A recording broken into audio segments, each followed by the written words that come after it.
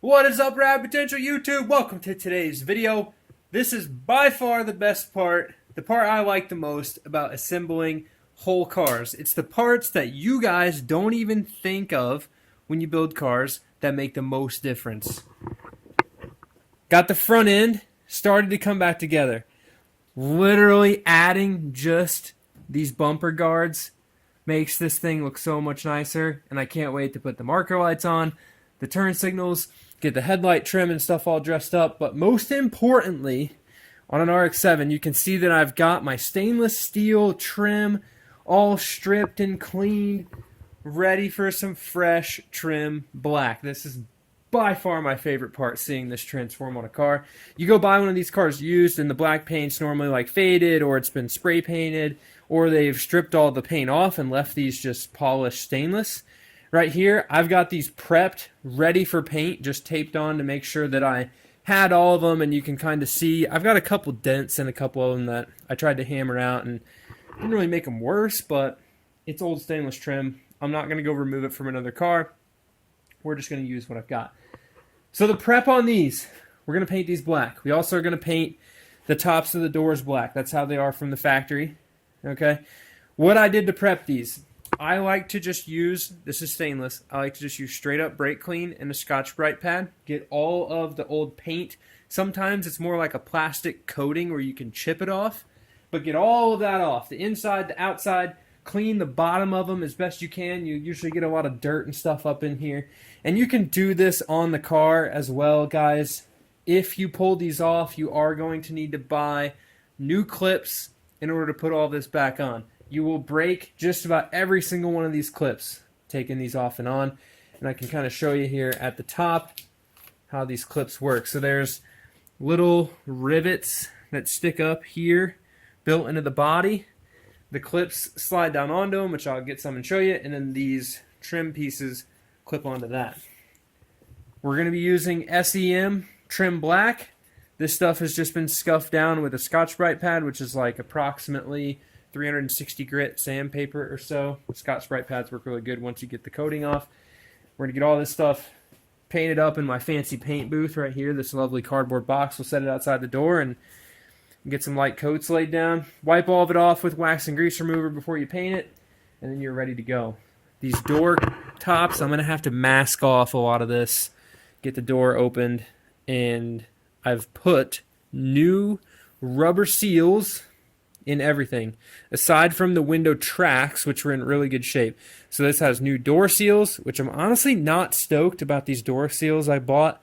I got them from Parts Geek or something like that, which I'm pretty sure that's who I'd bought the ones for Little Stu from, and the ones for the white rally car. Two RX7s we had built previously, and those seals fit way better than these. These are just a little bit poofy, so I think this will open without all this trim falling off. Let's not scratch the fresh paint. We'll just put that piece in there. But see how these door seals are just super poofy. I don't really like how they stick out. Trust me, I got them on the right sides. I didn't get them backwards, but they just aren't fitting very well. We're going to run them for now. They're fairly easy to change if I need to pull them off, and I've installed them, you know, and unwrapped them from the package, so there's really no good way to like return these.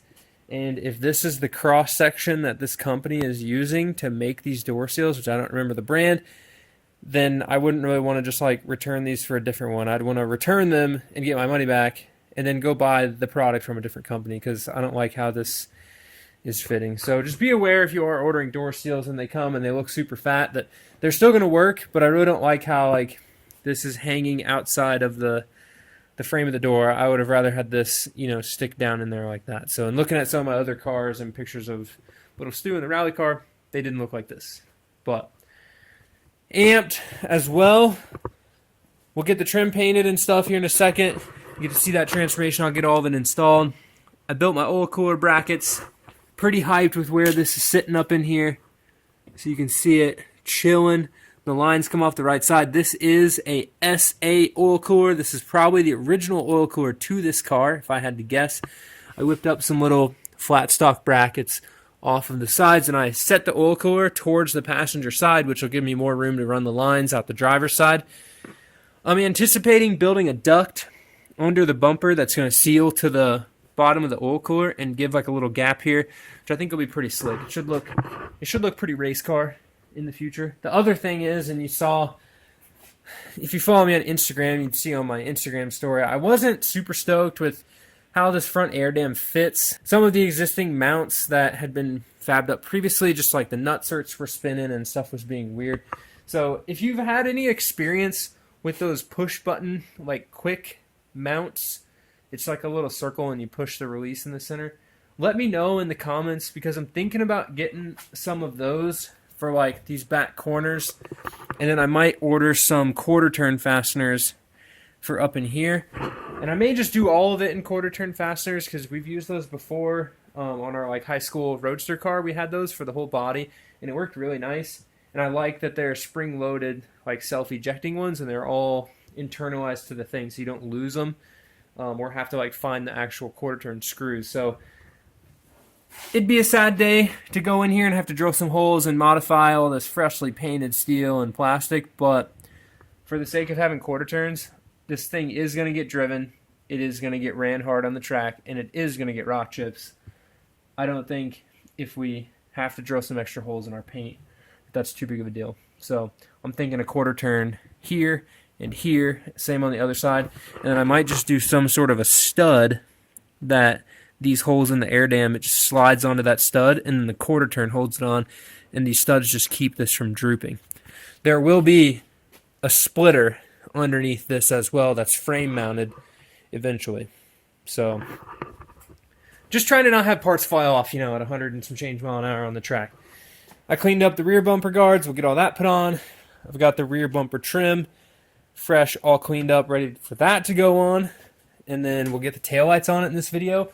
In addition to trim blacking all of the trim, we're going to black out all of my lock cylinders. Not super stoked when you have a silver lock cylinder on the side of your car. I just think it's just like not the move to have a silver one. I'd rather have that be black. And I'm going to pull these door handles back off so that I can retrim black those so that all the flat black matches. In addition to trim black and all that stuff, we still got to do the quarter glass trim. I got to pull the hinges and re-trim black the hinges, re-trim black this strip, but not on this glass. I'm going to go grab another wiperless hatch that I have that has no tint, because I don't like window tint on these cars, and getting this quarter glass tint off is going to be a pain. But we'll retrim black that piece, we'll retrim black the RX7 little center deal, or I'll find one off of a late model car that says RX7 on it. And all of those things are the things that no one ever thinks about when they're building a car. But let me tell you, those parts make the biggest difference in how your car looks. If you have a really good paint job, but your trim still looks like this, it looks not good. It just kind of looks trashy because it's not complete, And if you've polished all your stainless steel and it's on a black car or white or something that looks good, it's just not my cup of tea. So I'm going to paint it black. So let's get to work. Let's get all this stuff black. Start snapping and clipping all these super satisfactory things on. And we'll see how this thing shakes out. I am so excited. Just seeing this view right here. Finally having bumper guards on, and once I get the marker lights in and the other headlight. Basically, once I build the car, seeing it complete, I cannot wait.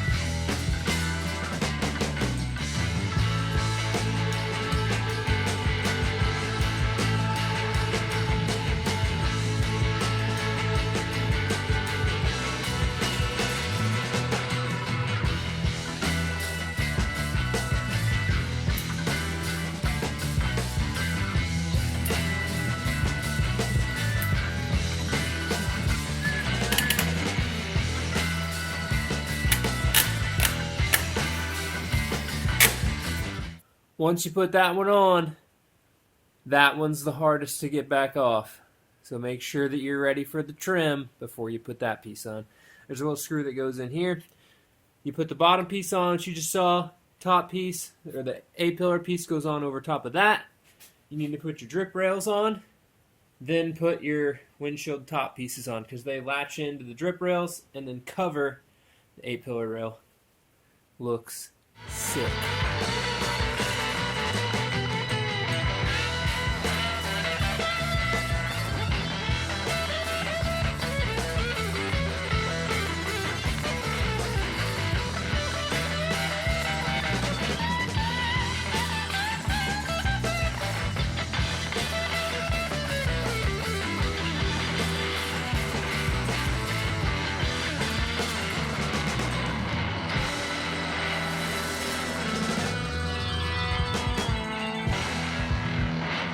Tell you what, guys, getting all the trim on this thing finally makes it look like a complete car, even though we are far from done for the effort that's going to go into this thing in the next, I'm going to say week, but also 7 weeks.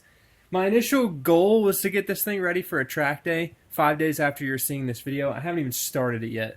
So definitely not able to achieve that goal now, because if you watched the previous video about suspension, I tried a whole bunch of spacers this weekend, and I'm just not happy with how the front end is working. So we're definitely not going to make it, but that doesn't mean we're letting up on getting this thing done. So by far and away, still my favorite part about putting one of these cars together, like seeing the transformation of the trim, we've got fresh, I say fresh, this is still 1980 RX7 Mazda glass. It's fresh just because I cleaned it. Fresh, clear, not tinted glass from the mouse is what's in here. Mazda. We got a set of mirrors from an 84, I believe, which is what's not supposed to be on this car, but it's what was on the car, because these doors are originally from a GSLSE. So now these windows are crank.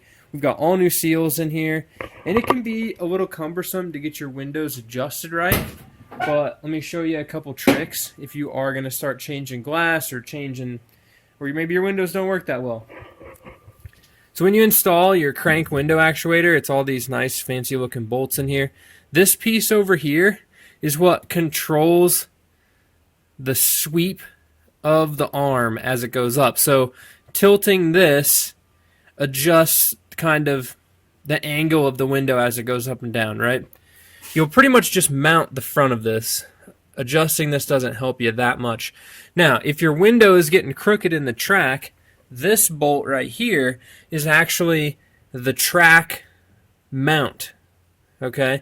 So taking this bolt and sliding this forward and backward makes your window either fit tighter or looser in the track. So if your window is getting stuck, if it's binding up, you might need to slide your track forward to give you a little bit more space. So that's the gist of setting up your window. I know it's going to be different on every car. That's where I would start. Just start tweaking it. It's going to take you a little bit. I'm fairly content with how this one's working. I need to lubricate some stuff, but it does seem to go up and down in the track. And lubricate, I'm going to put some fluid film in these fresh rubber seals just to help loosen it up. I know it's going to leave some stuff on my glass, but also a brand new inner and outer window seal. It fits super tight on the glass, so it was hard for me to fit the windows into the doors just with that new seal. But still got to pull the door handle and paint those. I figure I'm going to nick them up a whole bunch, get them greasy and dirty while I'm working on this thing. But we'll do that near Deal's Gap. Lock cylinders are all in. Everything's hooked up on the inside. Going to order a set of LRB speed door panels for this deal, which will be slick. So this side as well. And I couldn't get this there's one little dent in here. I got them less, but I wasn't about to go try to find another not dented piece of trim. This was the trim from this car, plus I had some spare pieces, and these were the best ones I had. So the process, like I mentioned at the beginning of the video, to restore this stuff, you want to strip every last bit of the old coating off of these pieces of trim. If you don't, you're going to see it in your next layer of paint, right? Unless you can sand it and feather etch that in so it's smooth, you're going to have little camo patterns in there, like within your black. So you want to make sure you get that. The next thing is you shouldn't have to force this trim back on. Put new clips in everything. get it all situated. I know that there are some rubber pieces that Mazda installs at these joints to keep the trim from rubbing on each other. I didn't put the rubber pieces back in there. I just installed the trim. I don't think it's too crazy of an issue. I've got a little scrape there. I need to touch that up with a Sharpie marker. But pop all this stuff back on. These drip rail pieces, to get them off, you just need a bottle opener. And to put them on, you kind of just reverse the process. It's very key to get their forward and backward location right, though, before you start like crimping that on, because they don't just slide. But overall, I am super happy with how this looks. This trim just looks fantastic. I love seeing clear glass in here. In addition to, y'all saw, I grabbed another glass that we had, wiperless hatch, that had no tint on it. It had some like clear coat stuff from maybe somebody painted a car with this in the garage and like got stuff on it that I had to clean off. Fresh set of hinges. I'm only going to run one hatch strut with this little lock thing that Charles made a long time ago. It's like a piece of PVC pipe that slides down to keep it from falling. I've got to install another button on this side just to cover this hole up, but no sense in having two hatch struts. It probably won't spend that much time open. And then buying two new hatch struts is just like, it's convenient, but we're going to keep rocking with the blown out one and the little lock thing. I'll get a vice grip if I really have issues. So, pretty stoked on how everything is shaking out. I need to get another, they usually say RX7 right here across this thing. RX7, the late model ones did. I might get a little sticker made that says RADX7 and put that on there. I think that'd be neat. But otherwise, everything's looking on the up and up. The last thing I've got to do trim-wise on the car is I've got to get a couple more of these little plastic inserts for the screws so I can put the quarter glass retainer piece on and then put the quarter glass trim on, which has also been scuffed, sprayed a fresh coat of trim black. I don't know where they went, but this is the little retainer piece. So this thing, which, oh, this is the right side. It slides under the glass just barely and mounts down. And then your piece of black plastic clips onto this. You're going to break every single one of them when you take them apart, so double-sided foam tape your black pieces of plastic back on there. But super fired up. Next steps on this deal, I made an oil cooler mount, so I've got to run the plumbing for that. I got to finish the plumbing for the fuel system. And then I'm still going to get it running on this old Haltech ECU just to test some stuff, and then we'll rip it all out to install a Fuel Tech ECU. And I'm working on, right now, I need to go get some more sandpaper and some Scotch-Brite pads to finish scuffing the interior so that I can paint the interior. I'm not painting the interior with a aerosol style or spray-in style paint. I saw a guy on another racing forum that had done this like boat deck, marine grade, sun grade, bake in the sun on your sailboat paint on the inside of his car, and he said it worked really well because you can put it on with a brush. It's really thick, and that will keep the interior in nice shape, and I can get it in red. Stoked to get that stuff done, but I ran out of Scotch-Brite pads and my fingers were mad. So my goal is just to get the taillight section done, and I need to put my POR15 down in the rockers down here just to seal that up and keep it from rusting in the future. But stoked for the trim. A lot of work that has to go on that's not really like crazy awesome video titles of things getting done. And the trim is one of those things where it's like the smallest thing on the car. You know, I was talking to one of my hot rod buddies at Cars and Coffee, the Nashville Cars and Coffee this weekend, yesterday, and he was asking like, well, what are you working on? Da, da, da, da. I was like, well, I just spent all night, 2 nights in a row, prepping, painting, and installing the trim on my RX7. And he's like, yeah, it's crazy on these old hot rods. He's a big like 57 Chevy guy, 40s car guy, right? He has a really sweet all steel Willys gasser. If you know what a 1940 Willys gasser trades for, he's got a lot of cool cars. But anyways, he was just like stoked to see and hear about the detail on the trim work, because on a 57 Chevy, if you don't have super straight, super clean, and your trim doesn't fit well, the car just doesn't look that great. So it's nice to get a little bit of appreciation for the like 10 hours of time put into restoring, remounting, and fixing up the trim, and it looks super nice. So, but with that, as you can see, I got a little bit of daylight, so I'm gonna get the car out, cruise into town, grab some dinner, get some parts, come back out here, and go right back to work in another video. So with that, thank you guys so much for watching. We'll see you guys in the next one. Subscribe if you want to see this thing come together. Definitely 100% this thing will be going to Deals Gap this coming weekend as well. The RX8, I'm taking Calvin to the track. I'm going to the track in the RX8. I'm going to set that deal back up, do some rips. It's going to be Calvin's first time ever driving on a track, as far as not some like drive your exotic car for 2 laps on a track rental deal. So I'm excited for Calvin to experience it. I'm also excited to go out there and just tear it up in the RX8. That thing always runs great.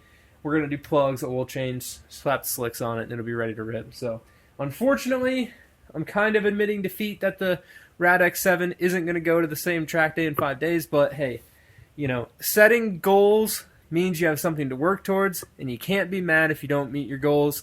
But what that does is it's going to inspire you to add a little bit more time, maybe change the goal, and then you're going to achieve the next goal.